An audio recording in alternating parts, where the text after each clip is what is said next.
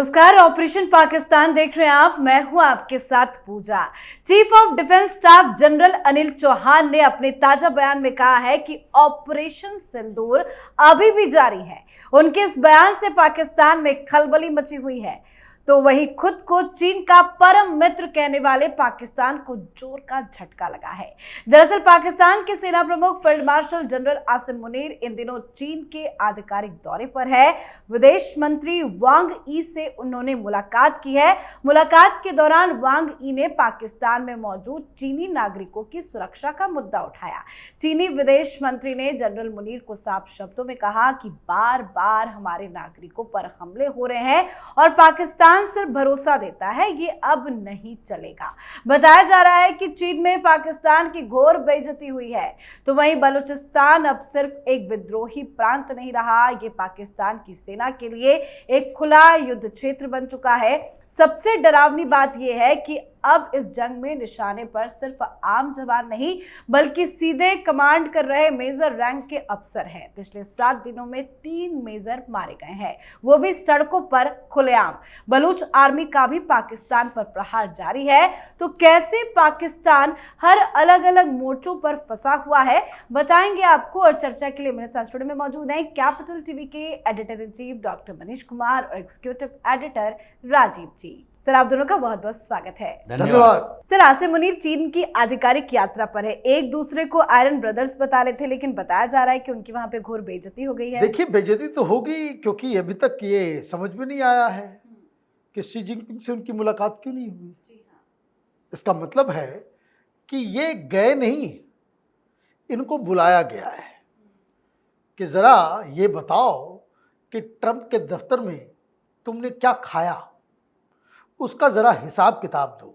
साफ साफ कहा गया है कि अब बातचीत नहीं चलेगी, अब आप रिजल्ट देना शुरू करो। हमने इतने पैसे खर्च करके सीपेक लगाया और हमारे लोग ही वहां पे सुरक्षित नहीं हैं, मारे जा रहे हैं। और बाकायदा जो खबर आ रही है कि चाइनीज कम्युनिस्ट पार्टी के अंदर वहां सरकार इज इक्वल टू पार्टी के अंदर इस बात की चर्चा हुई जब डोनाल्ड ट्रंप के टैरिफ वॉर के बारे में बातचीत चल रही थी, तो हमारा क्या गेम प्लान होना चाहिए, ये चीन की कम्युनिस्ट पार्टी ने जब इस पे चर्चा करना शुरू किया, तो पाकिस्तान एक कायर और धूर्त देश बनकर के कम्युनिस्ट पार्टी की नजर में सामने आया। क्यों? क्योंकि दुनिया में तो खबरें आ जाती है। अमेरिका के अंदर ये व्हाइट हाउस में जाकर के मिलकर के आए, वहां एडमिनिस्ट्रेशन के अंदर कितने सारे चाइनीज एजेंट होंगे पता नहीं है अमेरिका को भी। अब वहां से ये मालूम चल रहा है कि इन्होंने सरेंडर कर दिया कि आप जो बोलोगे हम करने को तैयार हैं। वहां 13 लॉबिस्ट को जो है बाकायदा हायर किया है। तो ये सारी चीजें, इसका मतलब ये है कि पाकिस्तान की ये चतुरता कि चीन को अच्छा दोस्त बताते रहेंगे और अमेरिका से भी हम निगोशिएट करेंगे और दोनों के बीच में हम फायदा उठाएंगे। ये उसकी प्लानिंग थी कि चीन और अमेरिका को एक जगह यहां हम सब कुछ ऑफर करें और दोनों तरफ से हम फायदा उठाए। चीन ने शायद इस गेम को पकड़ लिया और सीधे सीधे वार्निंग दे दी, बेइज्जत होकर के लौटेंगे ये, क्योंकि वहां न इनको कोई रिसीव करने आया, न गार्ड ऑफ ऑनर। ये तो गए थे इस चक्कर में, तभी मैं व्हाइट हाउस में जो है मिल के मैं आया हूं। ये शी जिनपिंग भी अभी तक व्हाइट हाउस नहीं जा पाए हैं, हमारा प्रधानमंत्री भी नहीं जा पाया। मुझे इतना इज्जत सत्कार दिया जा रहा है, तो I am coming as a head of state. एक राष्ट्राध्यक्ष अपने आप को वो समझने की गलती वो कर बैठे, और इसलिए जब वो वहां पहुंचे उनकी खातिरदारी के लिए कोई था ही नहीं। और जब मीटिंग हुई तो बाकी तो पब्लिक कंजम्पशन के लिए, हेडलाइन देने के लिए कि भाई दोस्ती है, ये है, वो है। लेकिन 2 चीजें हुई है बैकग्राउंड में। इससे पहले हमारे विदेश मंत्री जब वहां थे तो वहां पहलगाम के ऊपर पहली बार चीन ने उसे कंडेम किया और बाकायदा इससे जो द रेसिस्टेंट फ्रंट, जिसको बाकायदा अमेरिका ने लिस्ट में डाला है टेररिस्ट ऑर्गेनाइजेशन के, तो वो भी चीन हिंदुस्तान के साथ बयान देता नजर आया। उसी वक्त ये लग रहा था कि चीन ने अपने इस पाकिस्तान को बाकायदा उसको तिलांजलि दे दी है, और इसलिए उनको तलब किया गया और ये कहा गया कि हमारे जो लोग मारे जा रहे हैं, आप सिर्फ आश्वासन देते हो, कुछ करते नहीं हो, ये काम यू मस्ट डू मोर। तो अब देखिए, पहले अमेरिका कहता था डू मोर, अब चीन भी कह रहा है डू मोर। तो मुझे लग रहा है कि पाकिस्तान की फजीयत जो है अब शुरू हो गई। क्या भारत के लिए तो चाहे वो चीन हो या पाकिस्तान, दोनों ही दुश्मन देश है, हम दोनों ही देशों पे भरोसा नहीं कर सकते। लेकिन सर, ये जो चीन और पाकिस्तान के बीच में ये जो मित्रता थी, दोस्ती थी, अब इसकी दुश्मनी क्यों दिख रही है हर किसी के सामने? देखिए, ये दरार हो गई है, और दरार चीन का इन्वेस्टमेंट और पाकिस्तान में चीन के लेकर असुरक्षा का माहौल। अगर कोई देश को देखें तो किसी देश की स्थिति, चाहे विकास को हो या फिर उसके सुरक्षा को लेकर हो, उसके बॉर्डर के ऊपर निर्भर करता है। अमेरिका अपने आप को इतना सुरक्षित महसूस करता रहा क्योंकि उसके आसपास कोई भी एग्रेसिव नेशन नहीं है, चाहे कनाडा हो, मैक्सिको हो, ये सब एग्रेसिव नेशन नहीं है। कभी उसके खिलाफ कोई ऐसे आतंकवादी कार्रवाई नहीं कर सकता, उसमें घुसपैठ नहीं कर सकता, मारदार नहीं कर सकता। बस केवल अमेरिका में घुसकर वहां की नागरिकता लेने के लिए तैयार रहता है और थोड़ा ड्रग की डीलिंग होती है, बस इतना ही उसको असुरक्षा दिखता है। भारत के लिए समस्या क्यों रही? भारत एक तरफ से चीन जैसे दुश्मन देश, दूसरे तरफ पाकिस्तान जैसा दुश्मन देश, लेकिन जहां पर भारत के अच्छे संबंध रहे बाउंड्री पर, चाहे नेपाल के साथ हो, भूटान के साथ हो या फिर म्यांमार के साथ हो, उन जगहों पर हमने अपने सुरक्षा की व्यवस्था की है। लेकिन अब पाकिस्तान की स्थिति क्या है? पहले की स्थिति और अब की स्थिति में क्या अंतर हो गई? पहले पाकिस्तान एक तरफ ईरान रहा, और ईरान और पाकिस्तान के बीच संबंध बहुत बुरे दौर से नहीं थे जो दौर अभी चल रहा है। दूसरे तरफ अफगानिस्तान, जहां से पाकिस्तान का आना जाना बना रहा, वहां के टेररिस्ट ऑर्गेनाइजेशन को पाकिस्तान फंडिंग करता रहा, ट्रेनिंग देता रहा, और तालिबान के साथ भी अच्छे संबंध रहे। तो उस समय पाक बॉर्डर पर भी बहुत बड़ी समस्या पैदा नहीं हुई थी, और इसलिए एक तरफ चीन से दोस्ती बनाए रखा। लेकिन इस बीच क्या हुआ? इस बीच ईरान उसका दुश्मन, क्योंकि आप अमेरिका के साथ खड़े नजर आए। दूसरे तरफ अफगानिस्तान उसका दुश्मन, जो बार बार ये आरोप लगा रहा है पाकिस्तान कि देखो, अफगानिस्तान के रास्ते टीटीपी को मदद मिलती है, और भारत जैसे देश अफगानिस्तान को सहयोग करता है, इसलिए तहरीके तालिबान पाकिस्तान इतना मजबूत हो गया है कि हमारे सेना के जवान उससे लड़ नहीं पा रहे हैं। तो इसलिए अब तीन तरफ से दुश्मनों से घिरा हुआ है, और चीन ने सोचा कि इस बीच जो ये अमेरिका के गोद में बैठा हुआ है, और अगर अमेरिका का वर्चस्व ऐसे ही पाकिस्तान के अंदर पनपता रहा, तो फिर हमने जो अरबों डॉलर का इन्वेस्टमेंट किया है उसका क्या होगा? ये सुरक्षा एक बहाना है, क्योंकि बलोच लिबरेशन आर्मी हो या टीटीपी, एक खैबर पख्तूनख्वा में भी चीन के कई इंजीनियर मारा गया है। डैम बना रहा था, विस्फोट कर दिया, उसको उड़ा दिया। तो उन दोनों जगहों पर जो चीन के लोगों पर हमले हो रहे हैं, उससे ज्यादा समस्या उसको ये है कि पाकिस्तान अमेरिका के करीब जा रहा है, और जैसे ही अमेरिका की एंट्री होती है वैसे ही चीन के खिलाफ पाकिस्तान कुछ न कुछ चालाकियां करने लगता है। तो इसलिए इस बार मुनीर को बताया गया है कि देखो, व्हाइट हाउस से दूरी बनाओ या फिर हम तुमसे दूर हो जाएंगे, और हम दूर हुए तो व्हाइट हाउस वाले, ये अमेरिका जो है, वो कभी भी तुम्हारा हमेशा के लिए समर्थक नहीं हो सकता, क्योंकि वो तो यूज करेगा और फिर तुम्हें छोड़ देगा, जैसे पहले भी किया है, छोड़ दिया है। उसका भारत के साथ ज्यादा बेहतर संबंध है। और मुनीर को तो लगता है कि अपने अधिकारियों को लेकर तो कोई चिंता ही नहीं है, क्योंकि जिस तरह से चाहे वो टीटीपी हो या बीएलए हो, बड़े बड़े आर्मी ऑफिसर्स को निशाना बनाया जा रहा है। मुनीर तो अभी तक कुछ बोल ही नहीं रहे हैं। देखिए, वो क्या बोलेंगे कि हम पिट रहे हैं, ये तो बोल नहीं सकते। वो पिटने के बाद भी कहते हैं हम जीत गए। जब ये तो अभी जैसे चल रहा था, जो अभी मैच का सीरीज, क्रिकेट सीरीज हारा पाकिस्तान, तो हिंदुस्तान से लोगों ने ट्वीट करना चालू किया कि बांग्लादेश से जीत गया पाकिस्तान। तो उस लोगों ने कहा भाई ये तो हार गया। बोले नहीं, पाकिस्तान में जो है हार को ही जीत समझते हैं लोग, वहाँ बिल्कुल उल्टी गंगा जो है वहाँ बहती है। वो 65 का भी वॉर जीत गए, 71 का भी जीत गए, कारगिल भी जीत गए, और ये जो ऑपरेशन सिंदूर ये वाला भी जीत गए। तो ये देखिए पाकिस्तान का चरित्र है। लेकिन अब आप इस बात को समझिए कि आज खबर आई कि 8 हलाक हो गए, 8 गए।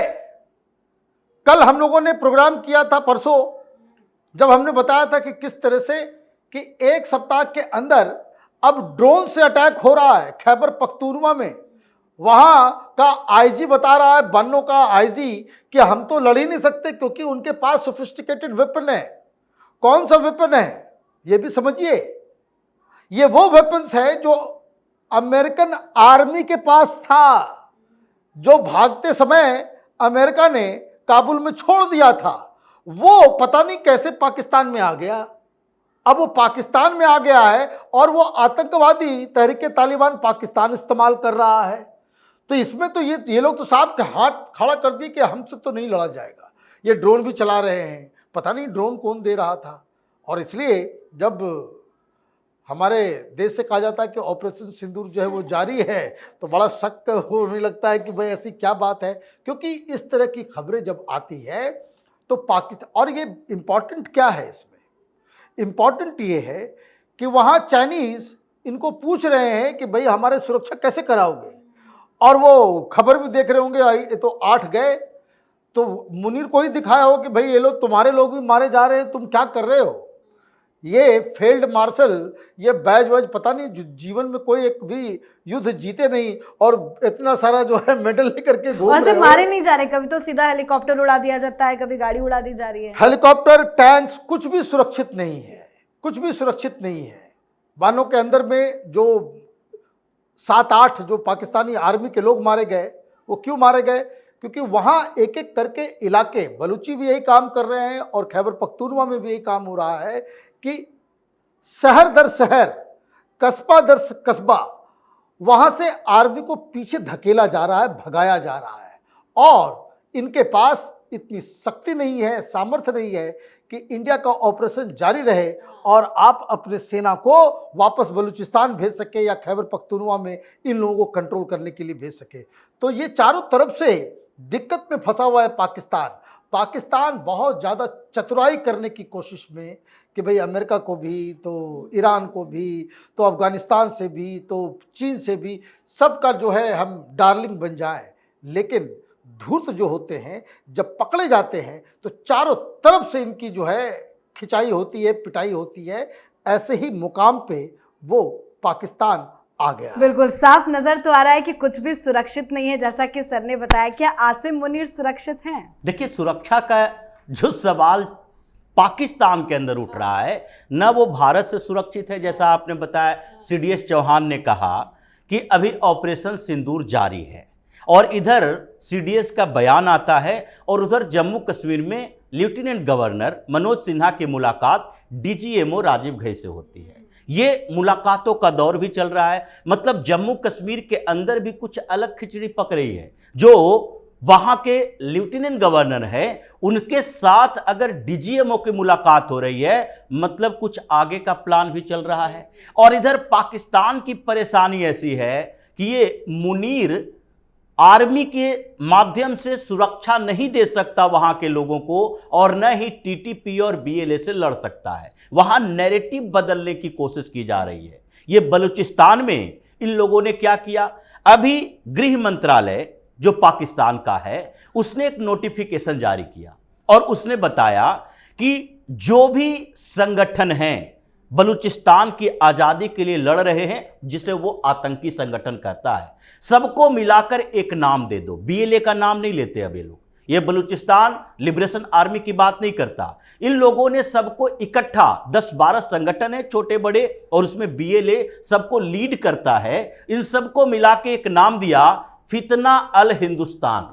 मतलब हिंदुस्तान के रेबेलियन हैं ये लोग, हिंदुस्तान के इशारे पर काम कर रहे हैं। और ये इसलिए ताकि बलूचिस्तान के वो लोग जो पाकिस्तान के समर्थक हैं, जो कहीं भी ऐसा होता है, आज़ादी की जंग होती है तो कुछ न कुछ लोग ऐसे होते हैं जो सत्ता के करीब रहते हैं, अधिकारी रहते हैं, लोग हैं जो पाकिस्तान के करीबी है, पाकिस्तान के साथ खड़े रहना चाहते हैं। उन लोगों को कहा गया है कि एक नैरेटिव क्रिएट करो कि ये सारे जितने विद्रोही हैं वो सब हिंदुस्तान के इशारे पर काम कर रहे हैं, और जितने मीडिया में रिपोर्टिंग होगी उसमें इसका नाम लिखा जाएगा फितना अल हिंदुस्तान। और यही नहीं, ये मुनीर की सेना की बात देखिए, ये बीएलए से लड़ेगा, टीटीपी से लड़ेगा या फिर अपने आप से लड़ेगा, क्योंकि पिछले दिनों तुर्की की यात्रा पर गया था ये शहबाज शरीफ, और तुर्की जाने के बाद उसने एक और डील की और बताया कि आप हमें आईएसआईएस के लड़ाका दीजिए,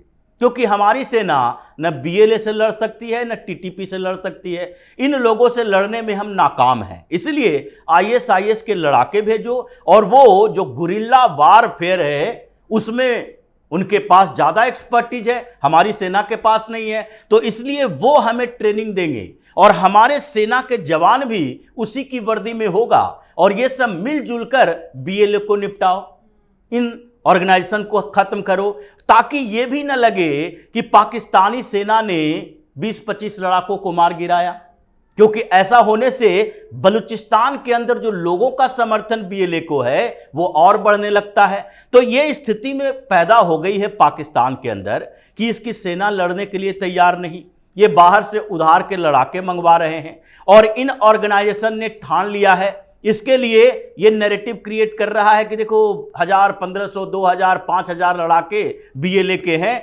जबकि रिपोर्ट जो सामने आ रही है 50 से 70 हजार बलूचिस्तान के अंदर ही लड़ाके तैयार हैं जो कि पाकिस्तानी आर्मी को घेरने की तैयारी में हैं, और कब वहां पर सब इकट्ठा होकर कराची की तरफ बढ़ जाए ये पता नहीं। बिल्कुल सर, बहुत बहुत धन्यवाद सर आप दोनों का। धन्यवाद। तो मुनीर की चीन में जबरदस्त बेइज्जती हुई है। जनरल मुनीर इस दौरे पर चीन से सुरक्षा, निवेश और सहयोग की भीख मांगने आए थे, लेकिन मिला डांट, नाराजगी और भरोसे की अंतिम चेतावनी। बीजिंग ने साफ कह दिया है कि अब सिर्फ लफ्जों से काम नहीं चलेगा, ये पाकिस्तान के लिए आंख खोलने वाली बात होनी चाहिए, क्योंकि जिसके दम पर वो अंतर्राष्ट्रीय मंचों पर खड़ा होने की कोशिश करता है वो चीन अब खुद पाकिस्तान की नीयत पर शक करने लगा है। पाकिस्तान को भी ये समझ आ गया है कि भारत तो पूरी तैयारी में है, उधर टीटीपी और बीएलए से पाकिस्तान पहले से ही गिरा हुआ है। तो आपको क्या लगता है? आप भी अपनी राय कमेंट करके लिखिएगा।